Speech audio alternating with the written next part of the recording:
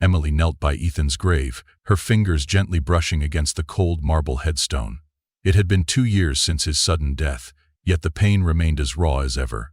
She placed a bouquet of white lilies, his favorite, on the ground before beginning to clean the grave, wiping away the accumulated dirt and leaves. As she worked, her hand suddenly froze. Something seemed off. The earth near the base of the headstone appeared disturbed, as if someone had recently dug there. Her curiosity piqued. She leaned closer and noticed a small, nearly hidden hole beneath the grass.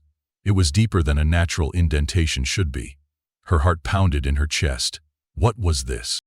Ethan's grave was in a secluded part of the cemetery, far from the main paths. No one ever visited this spot except her. She scanned her surroundings, but the cemetery remained eerily silent, the only sound being the whisper of rustling leaves.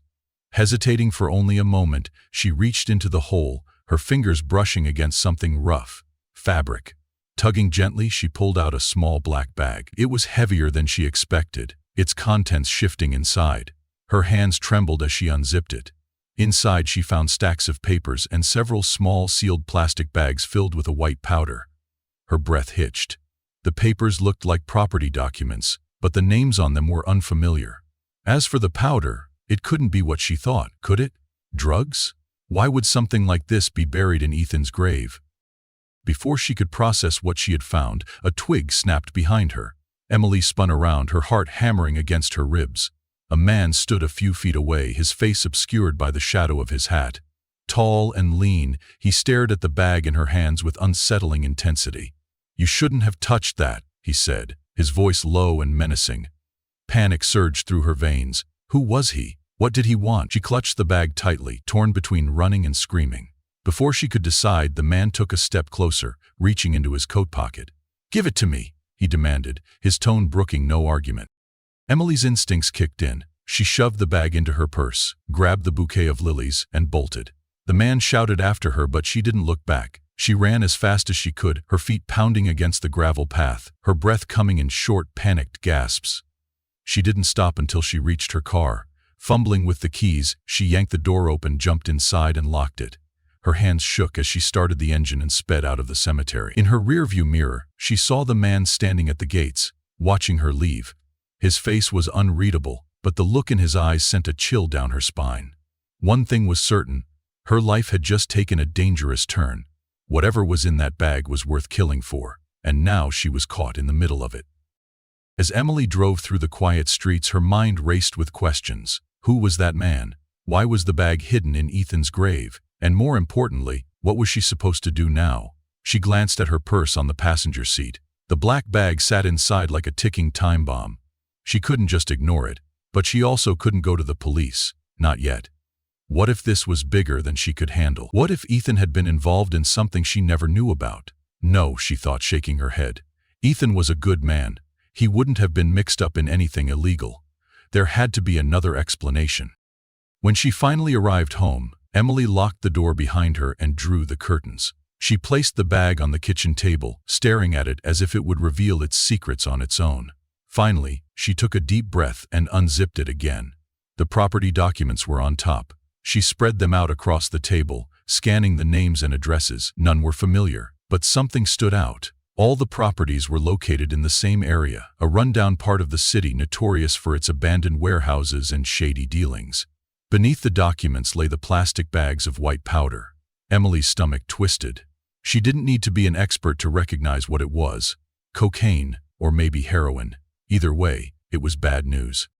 At the very bottom of the bag, she found something else. A small, folded piece of paper. With trembling fingers, she unfolded it.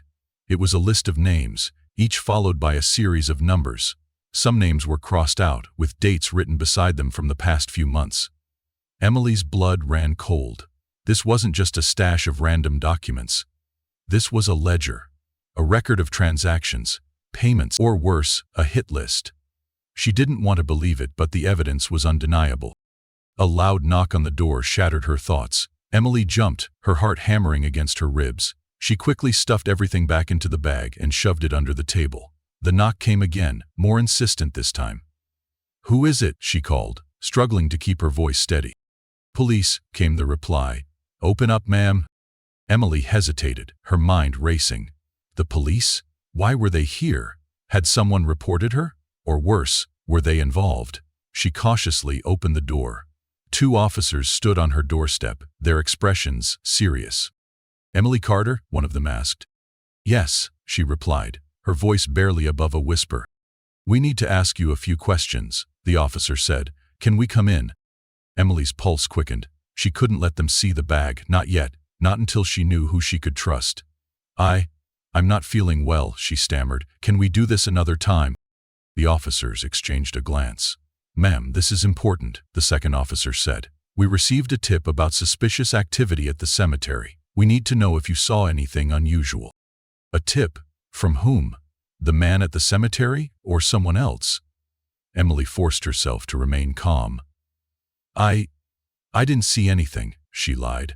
"I was just visiting my husband's grave." The officer studied her for a long moment, then nodded. "All right, but if you remember anything, give us a call." He handed her a card, and they left. Emily closed the door and leaned against it, her legs trembling. She was in way over her head, but she couldn't back out now, not when she was so close to uncovering the truth. Without thinking, she grabbed her phone and dialed the one person she knew might be able to help. "Daniel," she said as soon as he picked up. "I need your help." "It's about Ethan." Daniel nodded, though his concern was evident. "All right," he said, "but we need to be careful. If anything feels off, we leave, no questions asked." At midnight they arrived at the abandoned factory on 5th Street. The building loomed in darkness, its shattered windows and graffiti-covered walls standing as silent testaments to decay. The air reeked of rust and neglect, the only sound the distant hum of traffic. They parked a block away and approached cautiously, their footsteps echoing in the empty street. As they reached the entrance, a wiry man with a scruffy beard stepped from the shadows. His movements were tense, his energy restless. "You came," he muttered in a low voice. "Good. We don't have much time." Daniel wasted no words. "What do you have for us?" The man darted a nervous glance around before pulling a small flash drive from his pocket. "Everything you need is on here. Names, dates, transactions. It's all connected to Blackthorn Holdings." He swallowed hard. "But you need to be careful. If they find out I gave this to you—" He trailed off, but the fear in his eyes spoke louder than any words. Daniel took the flash drive and nodded. "Thank you. We'll make sure it gets to the right people." The man barely acknowledged him before turning to leave, but he only managed a few steps before a deafening crack shattered the night. His body jerked, his eyes widened in horror, and then he collapsed. Emily gasped, her scream choking in her throat as Daniel grabbed her arm, yanking her behind a nearby dumpster. "Stay down," he hissed. Peering around the edge, they spotted 2 figures emerging from the darkness, both clad in black and armed. One knelt beside the fallen man, checked his pulse, and shook his head. "He's gone," he announced in a detached tone. "The flash drive," the other muttered. "They must have it." The first man cursed. "Find them. Kane wants this dealt with tonight." Emily's heart pounded as she pressed herself against the cold metal, willing herself invisible. Daniel's grip on her arm tightened. His gaze flicked around, searching for an escape route. "We need to move," he whispered. "On my signal, run for the car. Don't stop, no matter what." Emily's legs felt like lead, but she nodded, swallowing her fear. Daniel counted down silently. 3, 2, 1. They burst from behind the dumpster, sprinting toward the car. The sharp sound of footsteps behind them told Emily they'd been spotted. She dared not look back, focusing only on the vehicle ahead. Her lungs burned as she pushed herself faster. Just as they reached the car, a gunshot rang out, shattering the rear window. Daniel shoved Emily into the passenger seat, diving into the driver's side before twisting the key. The tires screeched as they lurched forward, the car fishtailing wildly before he regained control. Emily clutched the flash drive, her breath coming in ragged gasps. "They're going to come after us," she said, her voice trembling. "They know we have it." Daniel's jaw clenched, his grip tightening on the wheel. "Then we need to make sure it doesn't fall into their hands." He glanced at her. "We're taking it to the FBI, tonight." Emily nodded, but doubt gnawed at her. Would the FBI even believe them? And if they did, could they stop Victor Kane before it was too late? The drive to the field office was tense, silence thick between them. Emily clutched the flash drive so tightly her knuckles turned white, while Daniel kept his eyes locked on the road, glancing frequently at the rearview mirror. Every set of headlights behind them felt like a threat. Every turn, a new surge of anxiety. When they finally pulled into the government building's parking lot, Emily exhaled shakily. The structure, bathed in the glow of streetlights, looked like a fortress, a place that might finally offer them safety. Inside, a uniformed security guard at the front desk regarded them with cautious professionalism. "Can I help you?" he asked, his tone polite but firm. Daniel stepped forward. "We need to speak to someone in charge. It's urgent. We have evidence of a major criminal operation." The guard studied them, then picked up the phone. Minutes later, a tall woman in a sharp suit approached. She had an air of authority that both reassured and intimidated Emily. "I'm Agent Collins," she said, offering her hand. "What can I do for you?" Without hesitation, Daniel handed over the flash drive. "This contains evidence linking Victor Kane to a drug and real estate operation. We believe he's involved in multiple crimes, including murder." Agent Collins' brow lifted slightly, but she said nothing. Instead, she gestured for them to follow her down a hallway into a small conference room. Seating herself at the table, she plugged the flash drive into a laptop and began scrolling through the files. Emily watched her intently, trying to read her reaction. Collins remained impassive, but Emily caught the slight tightening of her jaw. "This is extensive," the agent finally said, looking up. "Where did you get this?" Daniel recounted everything: Ethan's grave, the black bag, the ledger, the raid, and the shooting at the factory. Agent Collins listened without interruption, her sharp gaze narrowing when he described the man who had been killed.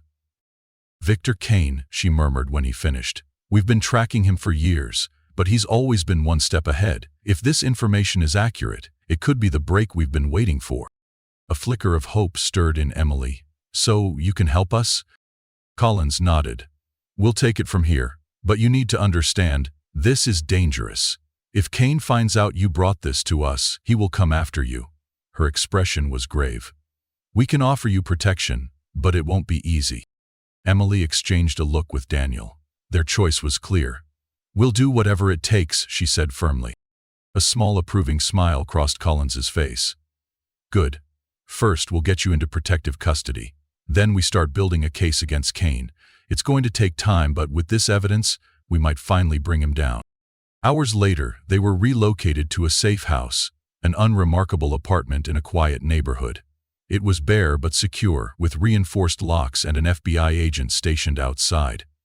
Though Emily was relieved, unease gnawed at her. They were safe, for now, but Kane was still out there. That night, as she lay in bed, thoughts of Ethan haunted her. Why had his grave been chosen as a hiding spot? What secrets had he taken with him? She was determined to find out. Days turned into weeks as the FBI meticulously built their case. Agent Collins provided updates, though information was scarce. "We're making progress," she assured them. "But we have to be careful. One wrong move and Kane could slip away." The waiting was agonizing, but then, one evening, a breaking news alert flashed across the television screen. The footage showed a dramatic raid on a luxury penthouse. Officers swarmed the property, and at the center of it all, Victor Kane. Emily's breath hitched. There he was, being led away in handcuffs. His expression was calm, almost bored. Daniel exhaled. "It's over." Emily felt tears burn her eyes. Relief, closure, but also uncertainty. Was this truly the end, or just the beginning of something deeper? She had a sinking feeling, one that only intensified when she later visited Ethan's grave and noticed something etched into the stone's base. A small, almost imperceptible symbol, a thorn encased in a circle. A chill ran down her spine. She didn't know what it meant, but one thing was certain. This wasn't over.